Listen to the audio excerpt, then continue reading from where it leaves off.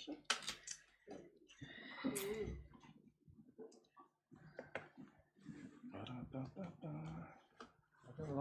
I'll welcome everybody to the council meeting today. We have a major late item, or two of them actually.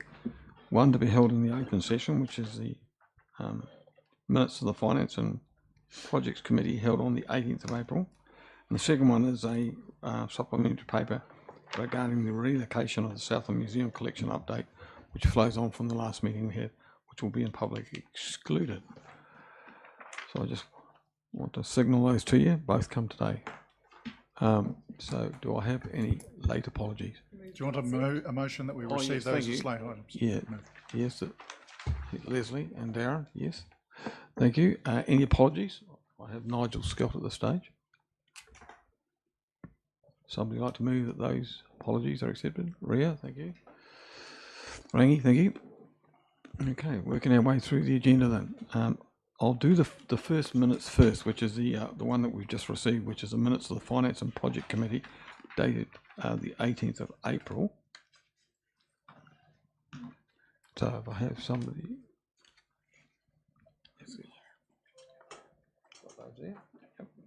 okay. Any questions? Awesome. Moving. Thank you. Second. Thank you, Grant. Any questions in relation to those minutes? All those in favour? Aye. Carried. Moving on to the minutes of the council meeting held on the 28th of March. Moved. Thank you, Darren. Trish, thank you. Any questions? No. All those in favour? Aye. Aye. Carried. The minutes of the Infrastructure Committee meeting held on the 4th of April. Rangi, thank you. I'll move that, and also move the recommendation to council that we adopt the Invercargill City Council Transport Procurement Strategy. Yeah, thank you. A seconder for that. Yep. Yeah, thank you, Alex. Any questions or queries around those? There being none. All those in favour? Other requests, Ring? Sorry? That wasn't requesting of council, was it? Oh no, 9. No. No. Excuse me. Are all good? Yeah. Okay. So we've got the minutes and the motion that goes and the issue that goes with it. All those in favour? Aye. Aye. Carried. The minutes of the Bluff Community Board meeting held on the 17th of April. Yep. Grant, thank you. Second that. Alan, thank you. Any discussion? There being none. All those in favour? Aye. Carried. Minutes of the Community Wellbeing Committee held on the 18th of April. Moved. Yeah, thank you. And a seconder, Second. Leslie, thank you. And any questions? There being none. All those in favour? Aye. Aye. Carried. Now we come to the long-term plan, regional and environment.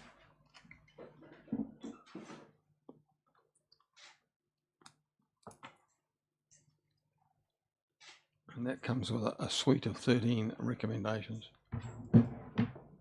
Rhiannon.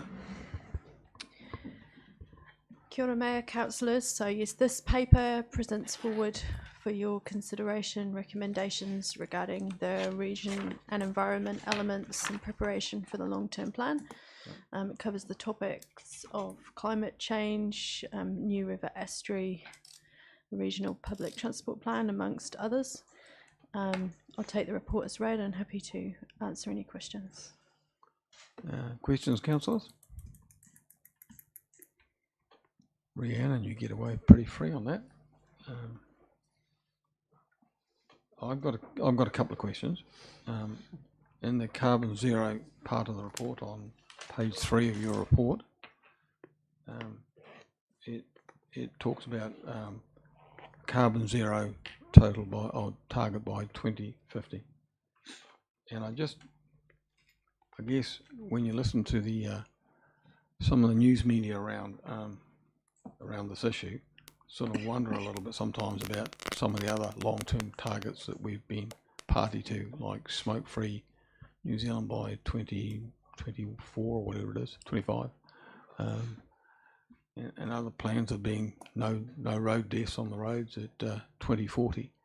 And I just wonder whether we have a coordinated approach to these long-term issues, very long-term issues, or whether there should be some more regional aspect to it.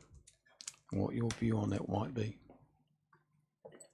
Well, this is an issue that's being discussed by the regional working group, and Yep. Councillor Campbell may wish to speak to it as the representative.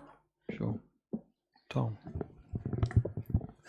So one question, Chair, that we need to think about is whether when we talk about carbon zero, whether that be for the region or whether for the regional council has set itself a target for, or in our case, whether we're talking about us as a council or Invercargill as a city. I mean, they're totally different things. So obviously, if the target is being set for us as a city, which I think we should set such a target, I don't think it should be as far out as 2050, because 2050 we should be thinking in terms of the whole country or even the whole city. So I think you need to think about that distinction. I think when we talked about this at that climate change meeting, and it may be that either Rhiannon or Leslie, both of whom were there, might comment, but it wasn't absolutely clear to me whether Environment Southland were speaking about that as a target for the whole of Southland, or whether we're talking about it as a target for Environment Southland. They've got totally different things, obviously. Yep. But my view is that we should set a target for the city council, which is perhaps 2040 or something like that, allowing then a clear 10 years for the for the broader environment. And again, Rhiannon, from a mayoral perspective, across the zones that we went to recently, this issue keeps raising its head. That the government expects us as a council, as a territorial authority, to be doing stuff towards climate change. But it seems that there's not a lot of regional coordination of that. It seems to be lacking still. And certainly it was a view of many mayors at that forum and at previous forums that climate change should be a Environment Southland type issue, that the 14 regional councils would be far better to coordinate that than have everybody do a little bit, but no coordination of the overall target you're getting to. Leslie. Thank you, Mayor Clark. As Tom said, I also attend those meetings, and I think it's very clear from the meetings we have attended that the Regional Council and iwi are taking the lead on that as a regional issue, but specifically the way the recommendation is written here, as Tom said, recommendation 6 is asking for officers to prepare guidance to support determining an appropriate time frame for the target. And as Tom indicated, that may indeed mean that we decide that our target will be quite a few years before the target that has been set nationwide, or may be set for the entire region. And I think that's a conversation that's well worth us having and well worth asking officers for the advice on. There are things we can obviously do as a council, some of them we have already started, which could change our time frame considerably for the better. And question 2 for you, Rhiannon, is on page 4 of your report that talks about coastal plan and access to Ariti Beach. Now this came up in the last term where Environment Southland were seeking some guidance, I guess, from us about our views on having limited access to Ariti Beach or certain parts of it not able to be accessed, and one of the options was total access. So I guess this issue is coming up again, but one of the issues in there on your 3rd bullet point is that it talks about Indigenous biodiversity, including Tauroa. And I understood at the time of that debate, it was my understanding that there was some discussion around whether Tauroa was actually an indigenous species to Ariti Beach, or whether it was an introduced species. And I think the advice we got from who was he? Used to be a councillor, Lloyd Essler, and some of the historians said it was actually introduced. So did I get that wrong? No, he did. He got it wrong. Okay. That's all right. So we have a suite of 13 recommendations. Happy to put them. Oh, sorry, Alex. Thank you, Mayor Clark. I was just going to, I guess I've got a question that I'm not sure that I've seen recognised throughout the report or any other previous climate change reports that we've had. Recently, in my young elected members committee meeting, we were talking about climate change and mitigation and adaptation, and one of the things that both Nelson City Council and Kapiti City Council are doing is offsetting a whole lot of their parks land and returning it to native plantation and riparian planting and that sort of things all over the show.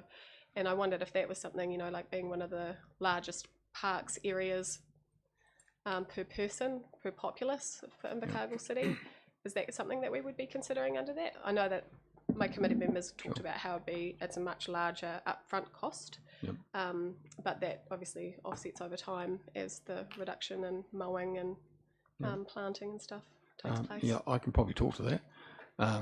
So a couple of issues. I know Nelson really well, so I guess some of the land they will have will not be on flat land, it will be on sloping land, and so they're looking to avoid the stormwater type runoff that they get from properties.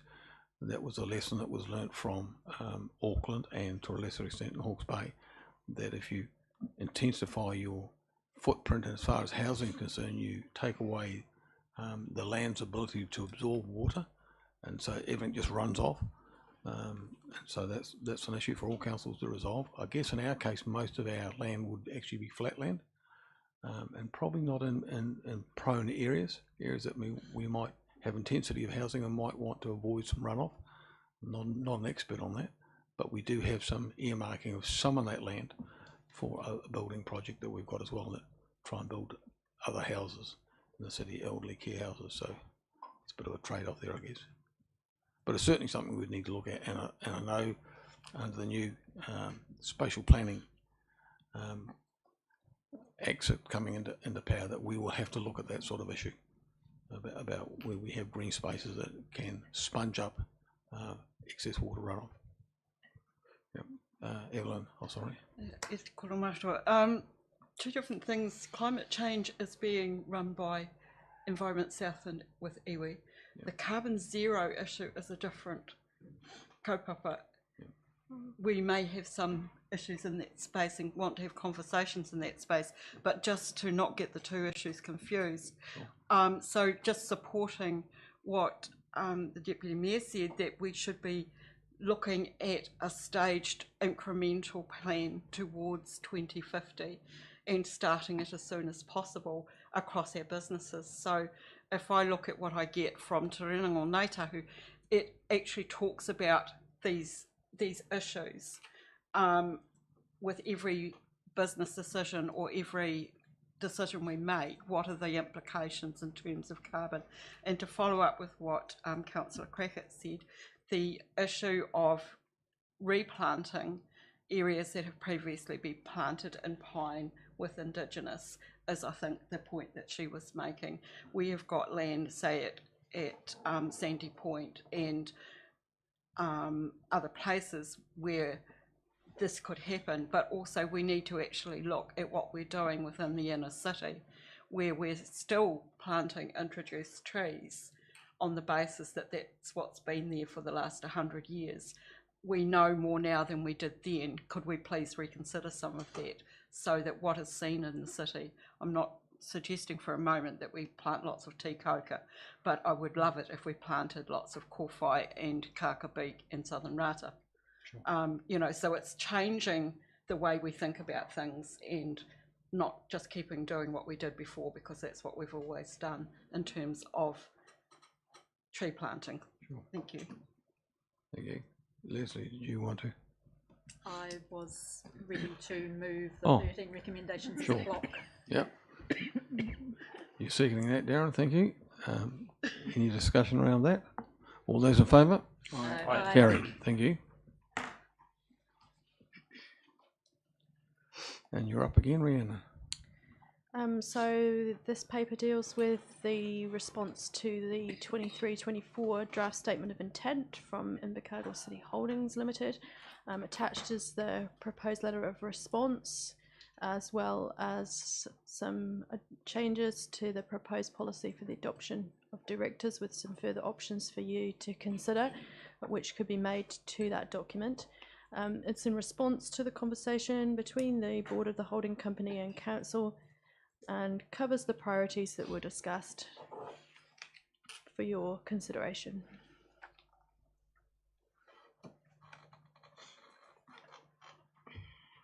Open for questioning. Yeah, Rangi. Look, this is a bit of a Da Vinci Code to me. I've got.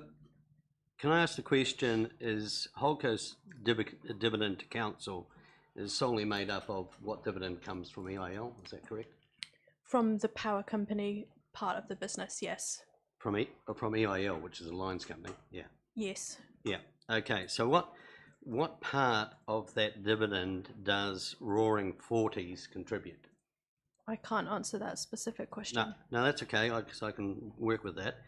So what it says basically is that we're getting 4 million dividend from this year from Holco, which is 4 million from EIL, and that's occurred after discussions between ICHL and EIL. They've come to 4 million. Yet, for the next 3 financial years, 2024, 25 and 26, you'll see in the statement of intent, they're predicting $5.2 million dividends. Now, these are up $1.2 million, and that's factoring in the comment that EIL is going to be selling Roaring Forties energy. So, I don't know, my maths would say that Roaring Forties energy is actually a liability, and we're going to make more money without it. I just don't understand the figures. So I can speak to the first part of your question, Councillor. So you may recall that the holding company board confirmed that they would debt fund the dividend for surety for council. So that's the difference, the 1 This year? Yes. So, and that's what this relates to, 23, 24. Going forward, that's absolutely a matter for consideration. The second part of your question would need to be directed to Andrew Cameron. Who I see is there. Yes. Yeah. Are you able to answer it, Andrew, or will we just save it for another day? I suppose the only point I'd make is that at this stage Roaring Forties is not being sold. What council consulted on and the holding company agreed to do was to transfer the shares in Roaring Forties from EIL to the holding company directly. And there's some other changes that are going on with respect to the dividend, but we can talk about those now if you really want to. Oh no, it's just the big one is how much does Roaring Forties contribute? Yeah, I'm just trying to get its value or its importance in the dividend. I suppose those matters are touching on commercial matters, which would probably be better off dealt with separately. It will become clearer once it's held directly by the holding company. You'll be able to see those returns more clearly at that stage, but at this stage it's held within a different group and a different structure. But I take it currently they all merge together to form whatever dividend. But there is more than one entity held by Electricity Invercargill that gets consolidated before it makes its way through to the holding company. Right. Electricity Invercargill, if you look at the group structure, has a number of investments. Yeah, but when it pays its dividend, it's dragged in all its investments and then passes it on to us? Yes, that's correct. Okay. Right, but we can't really talk about what the split is. No, that's okay. Right, no, that's all. Thanks. Yeah, Grant. I think Tom was first. Did you have Tom? Did you? No, I've got Grant on my list. Oh, yeah, first, okay. So. Just with respect to the director appointments, I read a sort of a question around governance training being provided by ICHL. Is that you're asking us if we think that should happen, or have you made a decision around that? It's an issue for council to consider, and there's two schools of thoughts in this. I have a view with respect to the role of, for want of a better description, public sector entities in their enhancing the skills base across the community more generally. The countervailing view is that you pay directors appropriately, and they should look after their own education and training. So it just depends on which side of the fence you sit on. I think if we go down the path of having trainee directors, then it's probably something that's more of an issue. If we have trainees, would we expect that part of that training year or whatever we put in place, do we expect that we would do some continued professional development for them or not? That's really as much as anything where it's coming from. Okay, thank you. So secondary would be, in my view, I agree, if you're a director on a company like that, you should train yourself. You should have sufficient skill to be able to do the job when you're appointed, and if there's any further development, then that's up to you to do that. That's personal development and growth, which you benefit directly from. Secondly, I'm supportive of a associate director position within that entity. I think as long as that's tagged to being a local person, because I think that helps increase and enhance our capability and community around the ability to govern those sort of entities and organisations. And a third point, just in terms of the 40% of the board to be from within Southland, my view on that should be 60%, not 40. I think it should be significantly higher than more than 50% of the board. And if we have a associate director role within those entities, then we're naturally being able to fill those positions as they come up, because we're training our own type thing. So that's only my view, but I think there should be change. I'd be interested in other councils' view on that. Cool. Tom? So I guess I'm traversing pretty much the same subject. Rhiannon, when we discussed this before, I actually thought we were talking about 50%. So I'm interested in how 50 became 40 is the first question. Secondly, we were talking about all of the boards, not only ICHL, but also the subsidiary boards too, when we talked about having local directors. But I notice in this paper, it's limited to ICHL, which would have no impact because there already are half the directors are local. So the concern that I think that we were expressing in that earlier meeting was the fact that we have moved from 3 or 4 years ago to a situation where all of the directors on EIL and PowerNet were local, to a position 3 or 4 years later where none of them are local. So that was considered, well, it's certainly considered by me, but I think by the meeting as a whole as being a concern. So that was why we proposed that it should be 50%, or whether it's 40 or 50 or 60. I must admit, I don't greatly care, but let's say 50%, but that should apply to the subsidiary companies as well as to the holding company. And that's not reflected in here. So through you, Chair, the reason for the inclusion of 40% was on further discussion and advice from the holding company themselves around managing risk, about having appropriate skill set on the board. So it's certainly something for you to consider now, and if you wanted to make that change, we could. And secondly, I can't see any reason why we can't change the policy to more reflect the discussion, because I think that is an inaccuracy that it only relate to the holding company and not to it was not the intention in the drafting of the policy, so that can be fixed. Okay, thank you. Yeah, Alan? No. No, not you. I also think that just now that you asked me, also feel that we should include a councillor as a member of the director as a director on the appointments committee, because there are companies. I think there should be at least one councillor on there, and I do not require. We do not require membership of the Institute of Directors as a criteria for membership. I'd rather that we didn't require that, because I think that limits your people.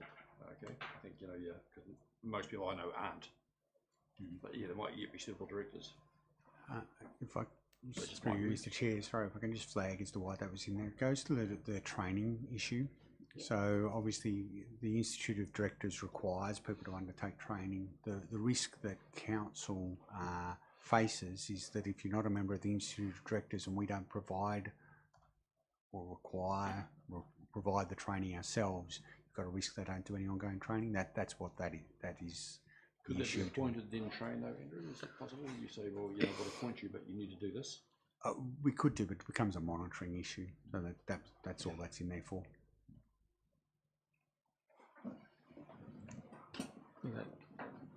Ria.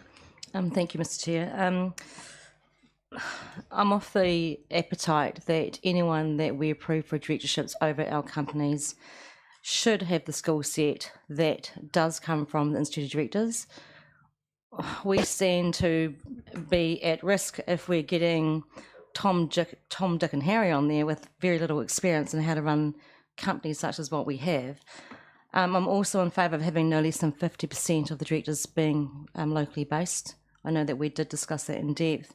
I think that was what we had said would be the lowest percentage of acceptance. I'm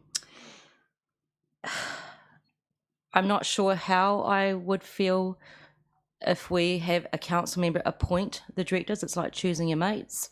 I think there's a transparency issue that could arise. But yeah, that's my feedback to that area. Sorry. Rangi. Look, speaking on the councillor as a member of the committee, I would actually remove councillor and put mayor there. Takes away the hassle of actually choosing the elected member and puts the mayor in there. And I don't see any conflict. I just think it brings it slightly back, the balance towards this council, considering how many on that appointments committee is there? 3 plus a councillor. 4 in total. And, yeah. And I suppose, again, if I could just address that, the thinking behind that through you, Mr. Chair, it was really identifying the risk that once we go down the path of nominating a minimum number of local candidates, it would preempt the issue where the recommendations come up to council that does not satisfy that criteria, that at least you would have the comfort that a councillor, the mayor, whoever it happens to be, who sat on that panel understands why a local candidate wasn't the preferred candidate. It's just to preempt that discussion was really the risk that I see that being able to manage. So when I first got on council in 2010, the chief executive was on the appointments committee. Yep. Now I don't think a staff member can be on a council committee. Is that true? It can be. No, it can't be. So I think I got that changed. But yeah, so I would support that for the very reason that Andrew said. And as far as the Institute of Directors as a criteria goes, now, is it true that you can just join, you can pay a certain sub and join the members and be a member? It's a compulsory amount of training you have to go through every year. Yeah. Compulsory amount of CPD hours that you must complete a year. Yeah, but I'm saying that does not give you at the coalface training. You've got a course or something like that, but it's really your business acumen built up over years that is the key thing. And you know, I think that should be more weighted in your CV. That shows that you've obviously run a company that's had a turnover of X, you know, amount. I see that as more important. So that's my comments on those two issues. Yeah, Alex. Thank you, Mayor Clark. First of all, I'd really like to tautoko the Deputy Mayor and Ria's conversation, so Councillor Bond's conversation. My reflection of the conversation was that we were absolutely adamant that we want it to be at least 50% local and for it to kick through all of our subsidiaries rather than just sit at the top of that higher level. I actually have a contrary opinion to the people before me, and I would really appreciate and would say that yes, we need our directors to be members of the Institute of Directors. I think for directors or anybody that we have appointed to our committees, we want to see a commitment to lifelong learning, and that is, you know, if we're not providing those formal training options for them in a schedule, then we know that they're completing at least this minimal amount of CPD training and have that commitment to keeping up with the knowledge that's relevant in the industry at the time. That's not just you get, like, you know, your magazines, you get your newsletters, you get all sorts of stuff, as well as the commitment and access at a subsidised rate to actually undertake some more formal governance training. So I would much rather see them have the Institute of Directors membership.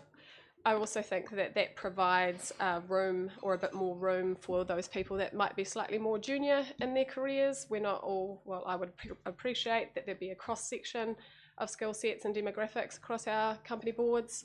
and that membership, I think would be really beneficial to those that are, potentially my age or just a bit older. Thank you. Tom. So, on the matter of the Institute of Directors membership, anybody around this table, and actually quite a few who are outside this table, could join just by a phone call and a credit card. Not difficult to join it. It costs $570 to join, and that's an annual subscription, so it's not cheap.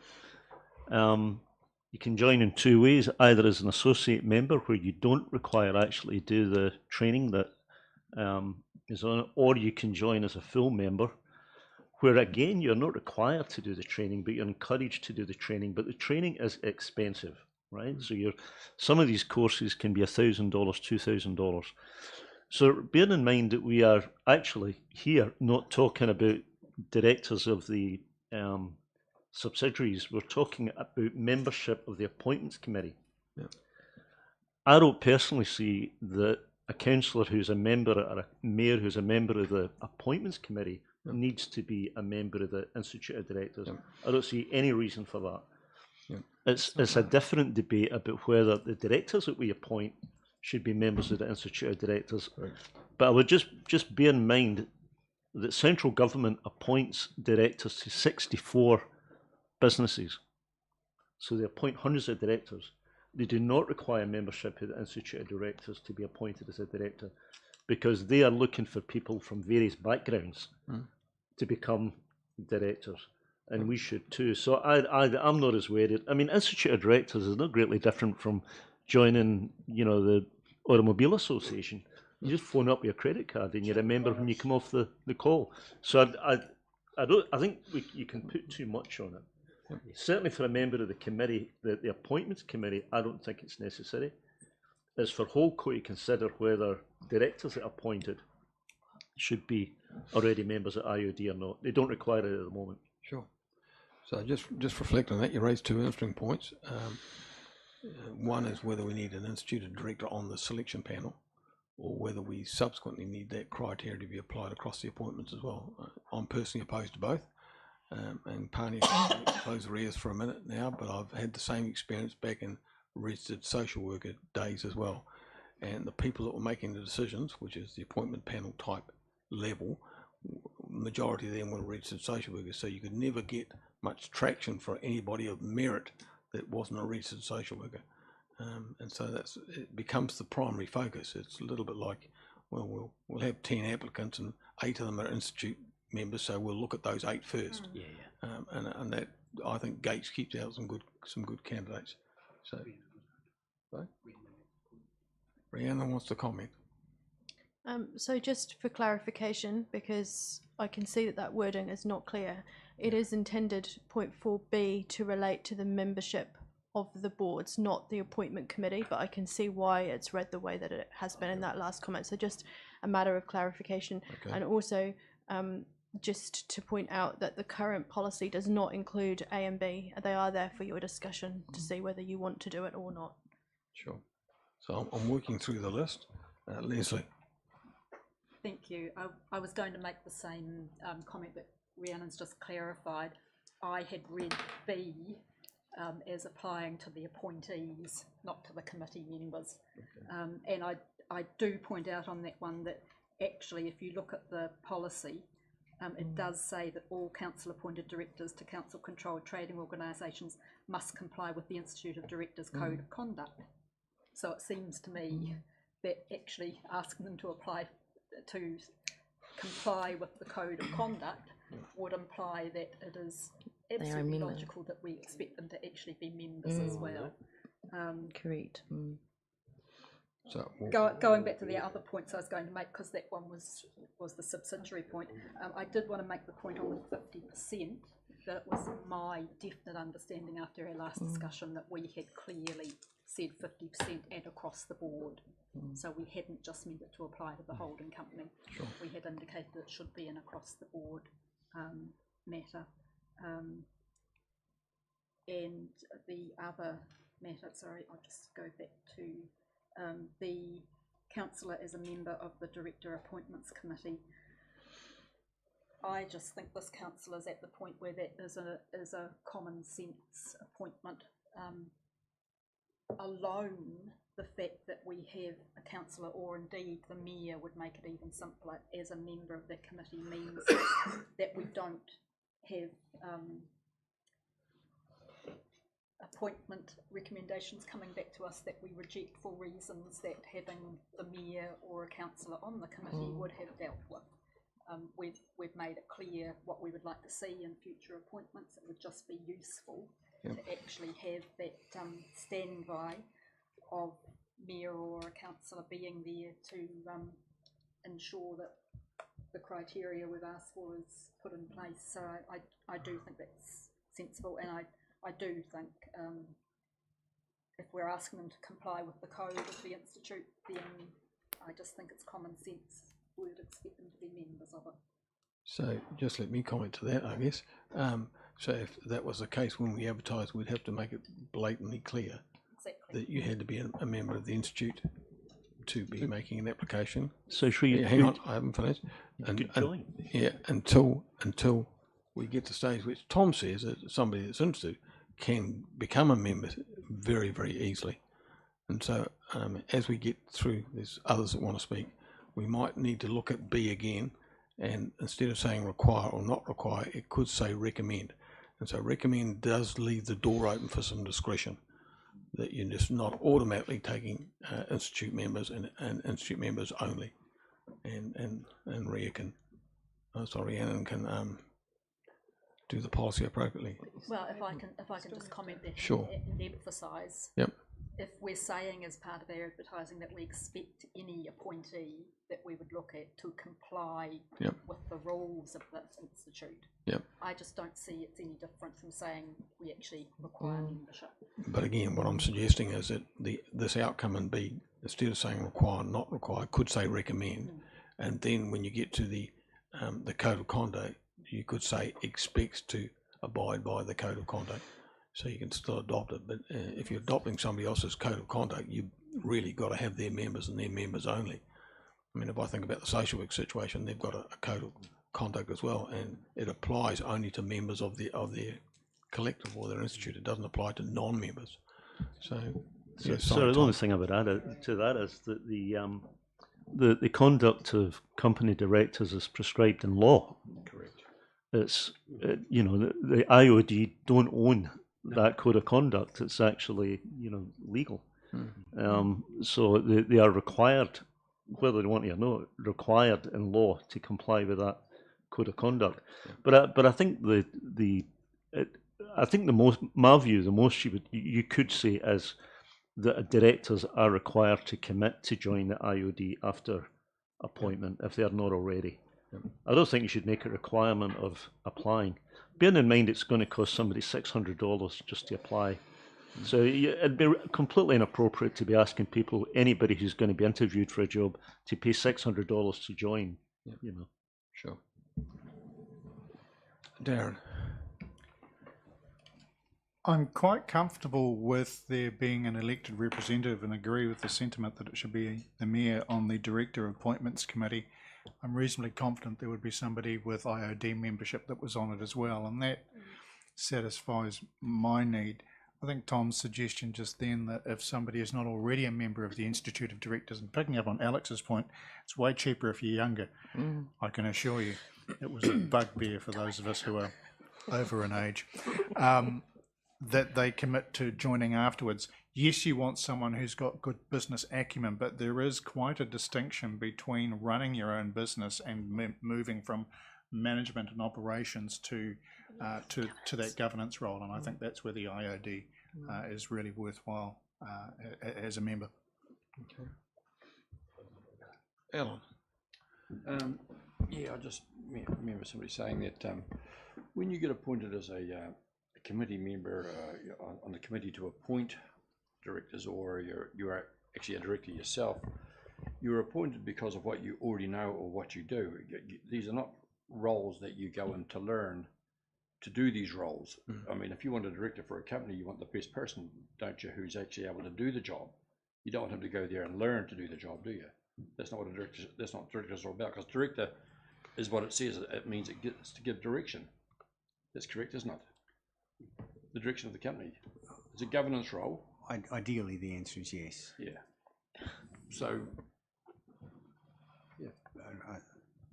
I suppose we flagged that we would put in place a trainee program, sort of in addition to the existing directors, where appropriate, to try and build up the local experience base. But you would expect the core directors making the decisions to be able to make those decisions from day one. From experience.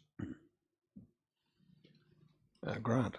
Yeah, the 60% thing is important because a lot of these boards are 5 or 7 members, so you can't have 50% or half of 5 people. So you've either got to go 40 or 60. Being on a 5-person board, you've got 3 of the 5 are being 60% are from Southland, or on a 7-person board, you can't have 50% of 5 people being from Southland. Well, you might be able to, but I can't in my world. And Trish. I'd just like to endorse Councillor Soper's comments with regard to the councillor on the appointments committee. Yep. I think the connection that the council has with that appointments committee is really important. And as Leslie said, it was identified in, when we didn't approve of the director. So I think it's quite important. Sure. So we've got 2 recommendations in front of us. And if somebody wants to move, I'll make some amendments. I think the word councillor shouldn't be there, it should be elected member. So if you think about today's environment, it's all right saying the mayor should be there, but I think Tom's got more skills in this area than I've got. But that can change as terms change as well. That's not to say that Tom would particularly be there, I could be there. But I think if you leave elected member, again, you pick the people with the right skills to sit on that selection panel. And the other option is to not require in part B, but just recommend, and that leaves some discretion open so that the people that are making the selections can come back to us if there were people they wanted to include on a board that didn't have the instituted directors tick alongside their name. Alex? Thank you, Mayor Clark. I wondered if perhaps, and I really appreciate where you're going with this point B here, but I would wonder if we could test the table on Deputy Mayor Campbell's suggestion, and that we recommend membership of instituted directors as a criteria for membership, but then also subsequently to their appointment request that they do, if they haven't already. Well, I guess one of the things of having require and not require is that if one vote gets beaten, the other one will automatically apply. So what I'm suggesting is there may be better options than require or not require, because I think there are people around the table that wouldn't require. So I think that, sorry, through you, Chair. I mean, we've got to be careful that we don't, we're kind of eating Holco's lunch here when we start to get down to that level. To me, as a council, it should be acceptable that we recommend. I mean, I think it is actually then for Holco to, make that determination. Sure. What then? Oh, he's gone. What then happens subsequently? Yeah. Whether they then require. So if you look at both EIL and PERNET at the moment, everybody's a member of Institute of Directors. Yeah. All of them do the ongoing training, which other professional institutes do now. The days when you became a chartered engineer and 50 years later you were still a chartered engineer, gone. Same as directors, you've got to do ongoing life training. Yeah. But both EIL and PERNET pay for that. Yeah. So it's not a free thing for us. I mean, it does actually. Cannot expect directors to be paying thousands of dollars to go to courses, I don't think. Sure. So I think, personally, I think you can leave it at recommend and allow Holco then to interpret that how they will. I think Holco will interpret it as meaning should belong subsequently. Sure. And I would expect that our council would say in the policy, look, if you're going to appoint somebody that's not a director, you need to come back to us. So we have some understanding of why you're going out, what is the normal criteria. And the same for the 60% split that Grant was talking about. If for some reason we couldn't satisfy 60% being locals, for whatever reason, they don't take an inferior candidate just to fill the 60%. No, that's right. They come back and say, look, actually, you know, if we look for the quality people we're going to end up with 40, 60 the other way. Well, so be it. At least it comes back to us, and we don't end up with what we've got at the moment, which is all the directors being on a power company being external. So just a point of clarification then, so by giving the nod to the adoption of this policy appointment, we're either accepting 40%. Yep. As it stated in the paper, because we want it changed to 50%, even though you can't have 50%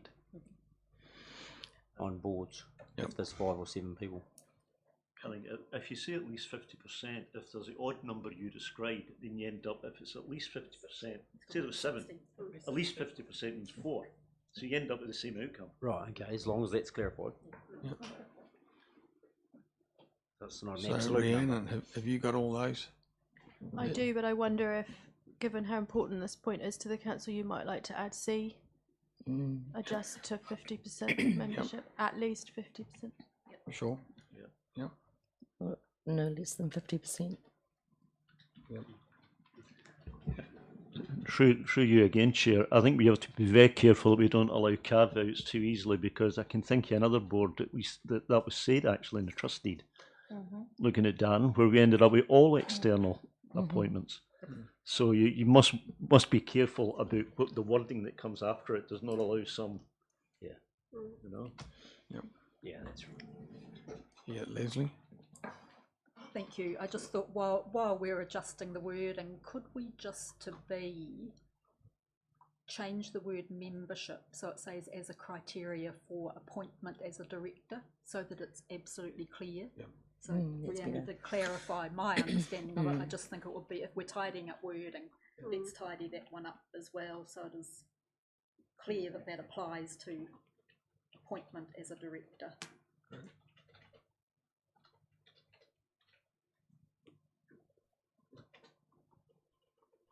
So that would have to apply in C as well then.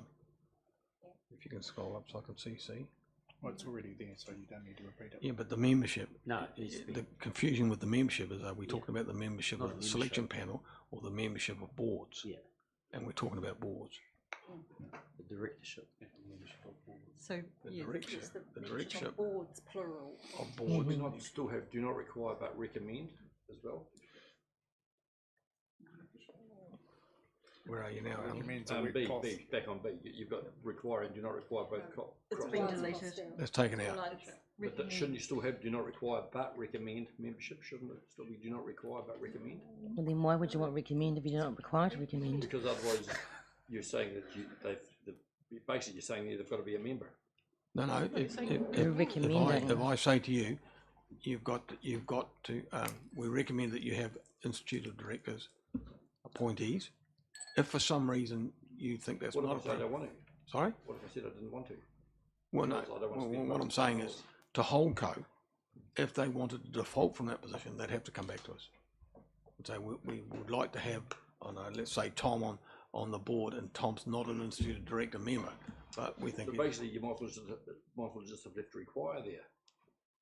Do you not see that? No. It's a recommendation, not a requirement. No. I think when you put the word require, it gets right as one of the primary criteria for being on the board as an Institute of Directors.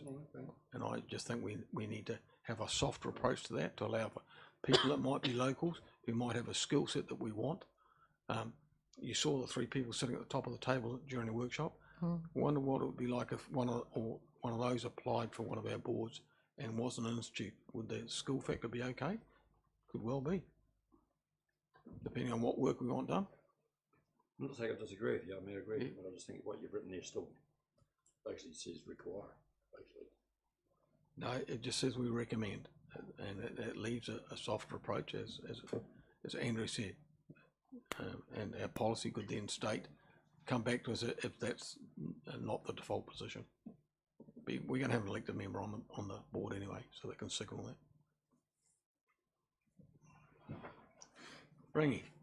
Look, this is all good, having members of the Institute of Directors on your boards, but we don't really have any safeguards that they understand the Local Government Act, or do we assume that they understand the Act? Because obviously, not only do you have to comply with the Companies Act, everything you do has to comply with the Local Government Act 2002. Now, you know, it could be like we've got, you know, Schedule 8's to do with statement of intents and stuff like that, and complying with various bits. We've got all sorts of stuff that apply to council trading companies. Now, how do we know that someone who's got ticked all these boxes is going to work within the bounds of the Local Government Act? We don't.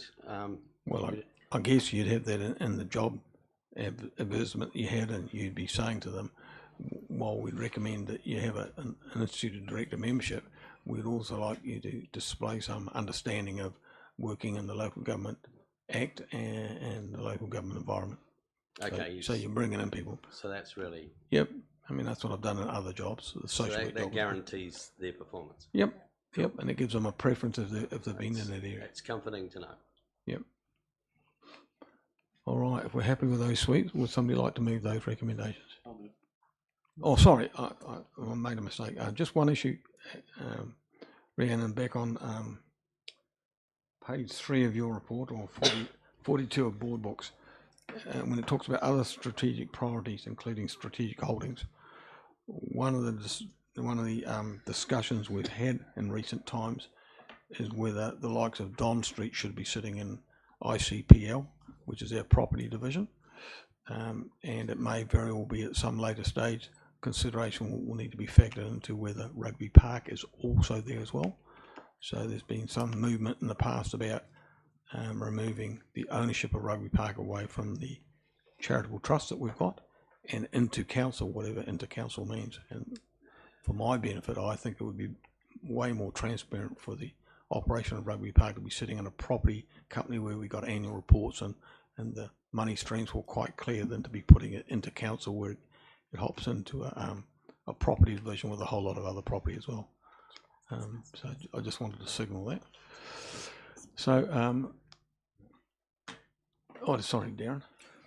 There's a slight conflict with that, and that we would need to be quite explicit with what we allowed or what instruction we gave Holdco if that were to be the case, because essentially we've said to Holdco, go forth and make money, sure, produce a dividend, but the running of the outdoor stadium requires factoring in a substantial amount of money that we call public good, and that sits outside the Holdco realm, so that would need a bit of thought. Sure, yeah, for sure. Look, it's just we're sort of in the early stages of looking where Rugby Park would sit in the future and what sort of occupancy agreements we would have with them, trying to get that wider engagement. So we've got those 4 recommendations up on the board. I'll put 1 and 3 to start with, so they're quite easy. Yeah, a mover and a seconder there. Yeah, Tom, thank you. Rangi, all those in favour? Aye. Carried. On to 4 now, which if everybody's happy with those A, B, and C, then if we could have a mover and a second. Cross the not include out of A. Oh yes, thank you. To include. Yep, thank you. A mover and seconder. Trish, thank you. Tom, all those in favour? Aye. Carried. Thank you for that reasonable debate on that. And Michael. Hello. Michael and Michael.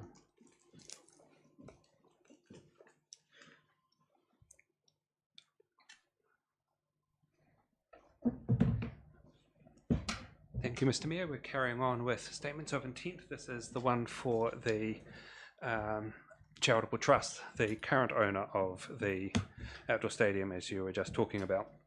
The key recommendation for this is that council direct the trustees of the trust to make the statement of intent slightly more future looking and aspirational.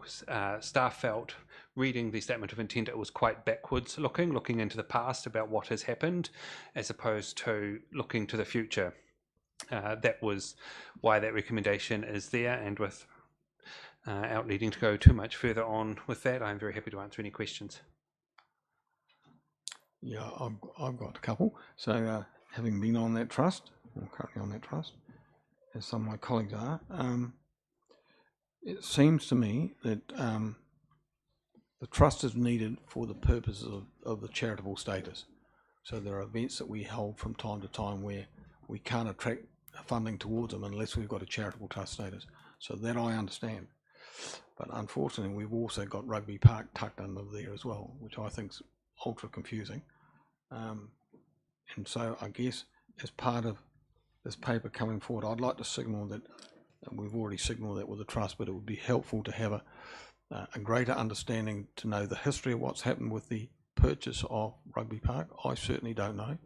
Leslie's been around a while, she's one of the trustees. I think the discussion we had the other day is people are not clear about what the arrangement is at Rugby Park now and how we got to that position. That's not a matter of trying to blame anybody, but just understand what it is and where the future Rugby Park might better sit as an ownership model as opposed to sitting in that trust where I think it's probably not the right place. So if you can help with that, that would be great. Yep. I will work with the venues team to bring a history background paper through to discuss that. That would be helpful. Any questions in relation to the paper? Well, just can it outline where the best place to own that asset would be? Yes, that's what we've looked at. We've currently got it in the trust, the Invercargill City Charitable Trust. Yeah. One other option that was being considered when the previous chief executive was here was to bring it back into core council business, which I was uncomfortable with because I think it gets hidden in with a whole lot of other costs as well.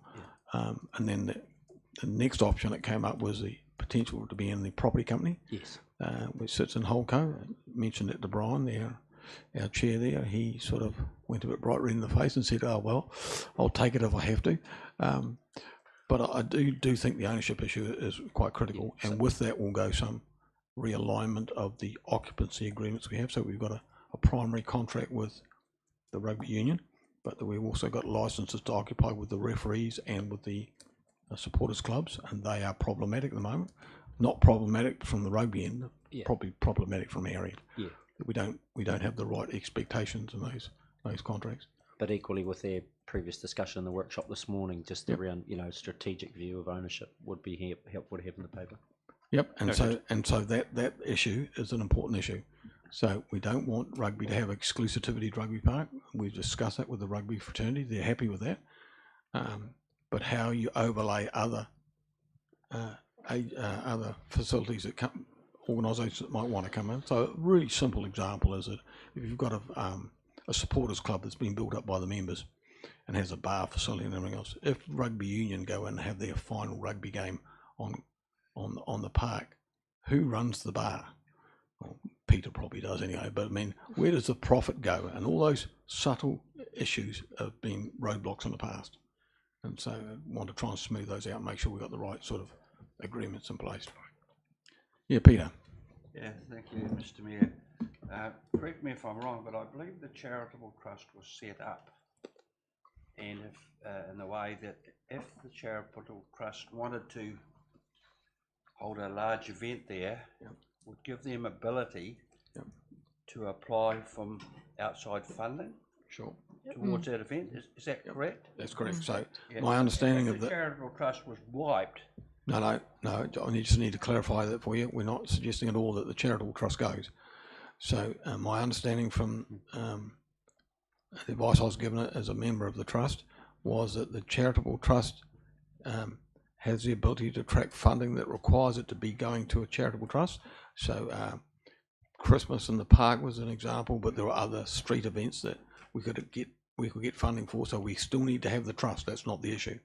The issue is whether Rugby Park should be under the trust or elsewhere, where there's better benefit for everybody if it was owned by somebody other than the trust, but the trust will still stay. Now, what came up as a slight twist of that is if you ran something at Rugby Park that could attract charitable trust, then you had that covered as well. Yep. You need to know who makes the profit from the alcohol. You've mentioned it before. No. I was just saying before. I can clarify it. Oh, sure. Rugby South and run all the alcohol on the ground. Yep. And that goes back into rugby, all the profits. Sure. Rugby Supporters Club, all the profits made from alcohol and raffles there goes into junior rugby mainly, but up the grades as well. Sure. And I believe the referees, all the money they make goes into recruiting referees and other things to do with refereeing of rugby. Is that correct, Grant? I believe I'm right. I think he's not. And you're right. Look, I don't want to get sidetracked into that issue, but I mean, that was one of the issues that came up recently with one of the games. You know, using rugby league as an example, they had their semi-finals and finals over a couple of weekends at Rugby Park. You wouldn't expect them to have to go chasing around for a bar manager and start working out the profit margins being split between the Rugby Supporters Club and the Rugby League. You just get the rugby supporters as a primary tenant to run it. They provide the bar manager, they arrange the stuff, the people from the Like rugby. a big event like when the Highlanders came here. Sure. Well, the Rugby Supporters Club hand over their club rooms because it could be used for a media centre. I believe the referees do something similar. Sure. So, like, if the Highlanders come here, or it doesn't matter. When I bought the Warriors here 20 years ago, it was the people that bought the Warriors here. They needed every cent they could get. So they rented the venue, and they were in charge of the venue. So the other three people, we've talked about 3 groups, they just step aside. Okay. All right, got that. All right, any further discussion on this paper? There being none, would somebody like to move? Oh, well, that's Darren and Leslie together. Thank you very much. I don't know whether I don't know whether I should because trustee. I'm on the chair. Sorry, that was my mistake. Yeah, Grant, thank you. All right, all those in favour? Aye. Aye. Carried. And Michael again. Yes, we're now moving from statements of intent to the Local Government New Zealand annual conference. This is the paper just to bring to everybody's attention and to seek approval for the councillors Pottinger, Bon and Dermody, as well as the Chief Executive, to attend the annual conference in Christchurch in July. Move to I two don't think need to recommendations. say too much more to that. I'll second that. I've got a mover and a seconder, thank you. Any comments, Trish? No, I was going to move second. Oh, you can't move and second. No, or. Oh, okay. Just as a wee couple of bits of information in relation to this, just to note that the 3 councillors and chief executive that are not going to Kumagai, so we made a conscious decision not to double up on the sister city trip and the conference one, because normally we'd have a larger group going to the conference, certainly with it being in South Island, and we will be asked for our preferential votes for somebody to cast on the new president and vice president of LGNZ. So that's coming up. So the current president, Stuart Crosby, is standing down. So at this stage I don't know who the full list are, but I do know that Sam Broughton from Selwyn and Dan Gordon from Waimakariri have both got nominations in. So at some suitable date we'll need to exercise our discussion around who we think should be best for president and vice president, and give somebody a casting vote when it gets to the going to the thing. Any further discussions on that? Oh yes, Evelyn. So I have raised in the past the issue of us being able to go to Māori members on the day before the hui. I've had no information come to me about that. Can I express my disappointment? I'm really happy to make my own way and all those sorts of things, but I would think that we have to register through you, or not you in person, Te Koramatua, but through the ICC. So it would be really helpful if this could come to Panya and myself, so that we can make that choice. That information will be provided. It's still being worked through what that looks like, but it will be coming, don't worry on that. Thank you, because I just think we missed out last year, and I think it's quite disappointing that this council has made the initiative to have representation here, but we're not getting linked in to LGNZ. If I hadn't gone last year, I wouldn't know that the organisation existed. Thank you. Well, I'm happy to discuss that in a council-only meeting, but I will declare my own preference. I think attendance at the local government conference is for elected members and elected members only. But I am open to a group decision on that, which we can do at a later stage. Yep, thank you. Okay, we've got to one councillor to be the presiding delegate and one to be a... Mr Mayor, we still need to put this resolution first. We've got a mover and a seconder. Yep. Just need everyone to say aye or nay. Yep. Please. But you need some clarification on who's going to be... No, we're not up to that one yet, Mr Mayor. All right, that's fine. All those in favour then? Oh, sorry, a mover and a seconder? Yep. You've got one. The corner again. All those in favour say aye. Aye. Carried.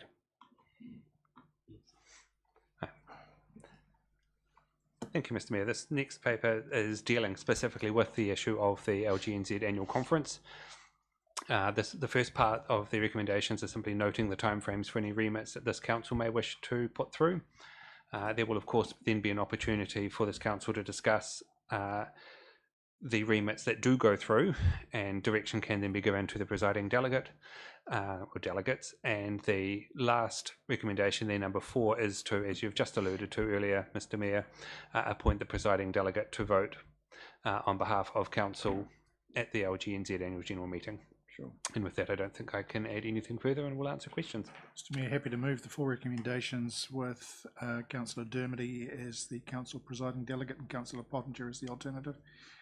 Not a lot of thought required on the day apart from participating in the debate, because council will have given indication on how it wishes votes to go prior to.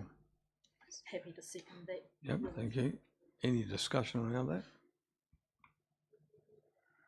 There being none, I'll put all 4 motions in, all 4 recommendations. All those in favour? Aye. Aye. Carried. And Michael again. Yes. Oh, and Jason.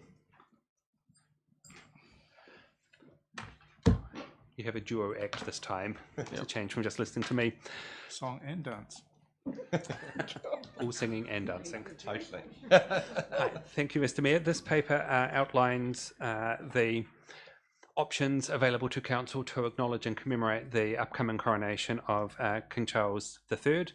It is in accordance with His Majesty's wishes and as indicated through from the Department of Internal Affairs on what is happening.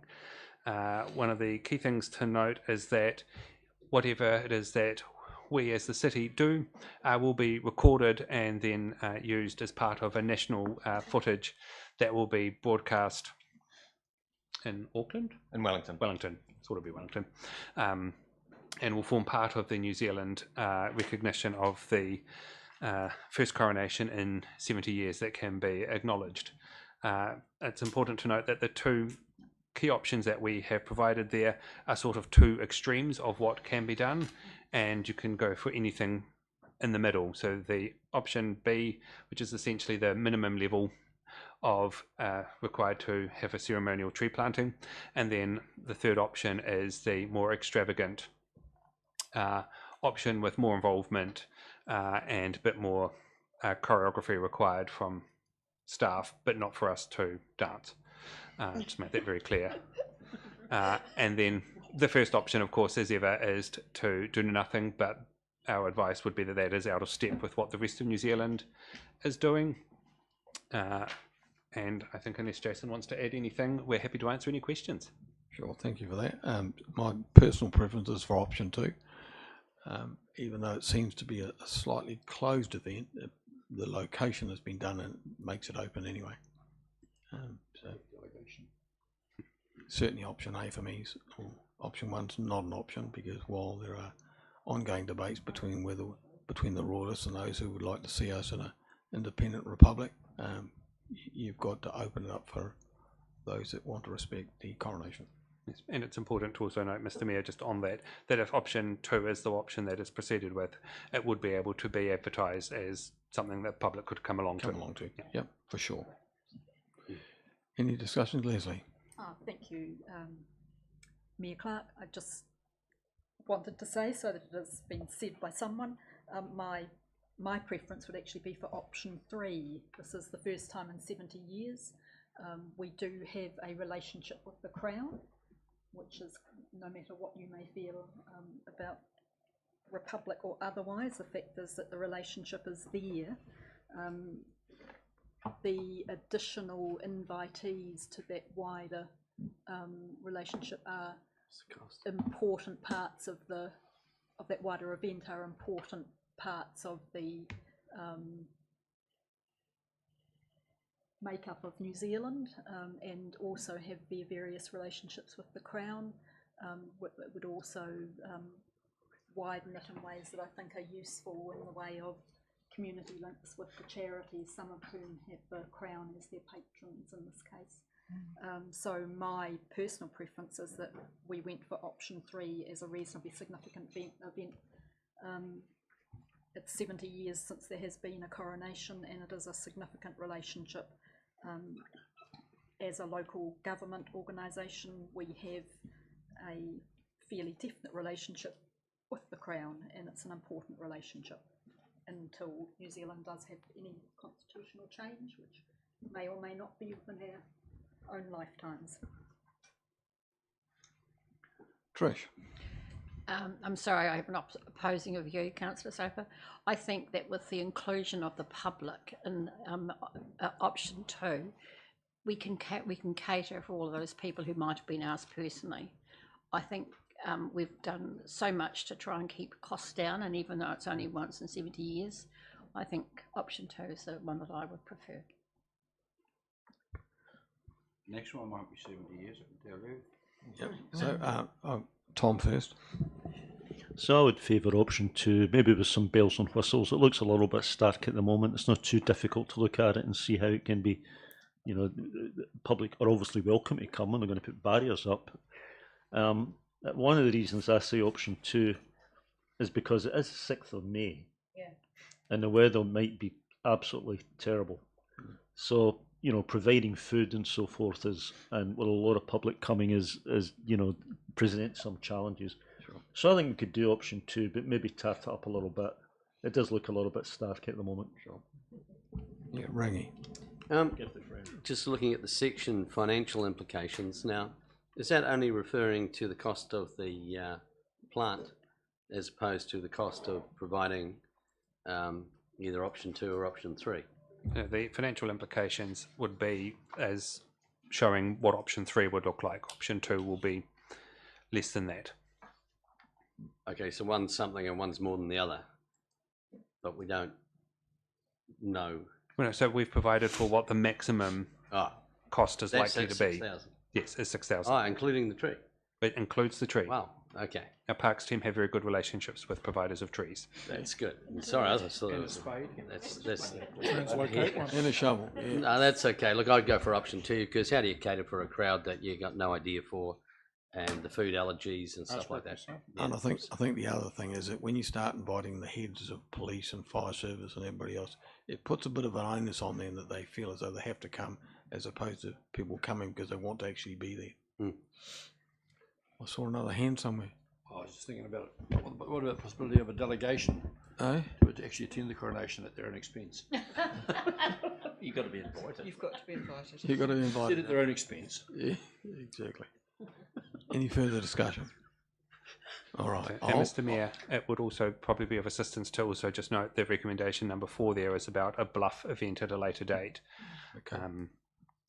So just make sure that that wasn't lost in the options being discussed for here in the city.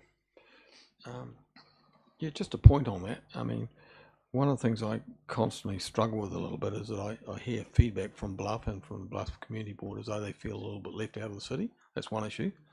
But then in having separate events for Bluff as opposed to Invercargill, aren't we reinforcing that? So the answer to that, Mr. Mayor, is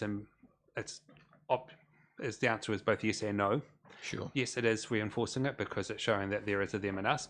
Yep. But the other part of that is no, it's also recognising that Bluff is its own separate township that has unique interests, which is why there is a community board. And it's important to also acknowledge that in 1953 it was a borough council and would have done something for the coronation of the late Queen. and it's trying to keep that sort of synergy and feeling alive in Bluff. Again, these are just Wasn't trying options. to trap you there. I know you had your hand up, Pania. If you haven't, you should have your hand up. So give me some guidance on this one.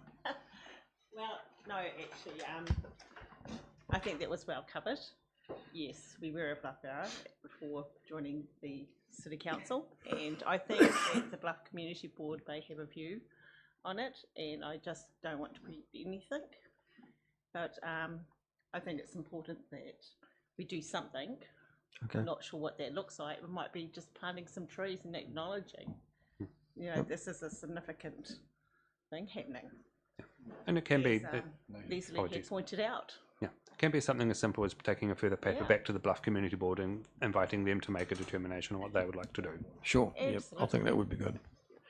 Ria, you had your hand up. Oh yes, Mr. Mayor, I was going back to the options that we're looking at, and I would also support option 3. To me, the coronation of the King is more important than going on a delegation trip to Kumagaya.